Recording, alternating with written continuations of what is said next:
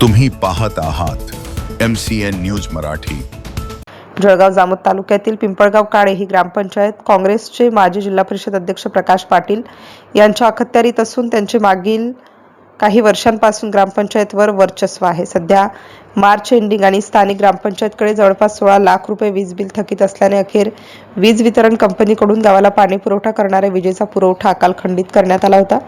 अखेर ग्रामपंचायतवर कोणत्याही पक्षाचे वर्चस्व असले तरी राजकारण बाजूला सारून जळगाव जामोद विधानसभा मतदारसंघाचे आमदार डॉक्टर संजय कुटे यांचे स्वीय सहाय्यक निलेश शर्मा यांनी सरपंच तथा प्रशासक अशोक ढोले यांच्या मदतीने ग्रामस्थांच्या पाण्यासाठी विद्युत पुरवठा 24 तासाच्या आत सुरळीत केला।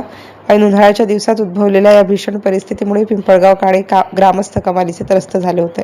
परंतु निलेश शर्मा आणि अशोक ढोले यांच्या विशेष प्रयत्नाने गावातील पाणी पुरवठा विभागाची वीज सुरळीत झाल्याने स्थानिक ग्रामस्थांकडून समाधान व्यक्त होताना दिसत आहे। MCN न्यूज मराठीकरिता वैभव वडोदे, पिंपळगाव काळे।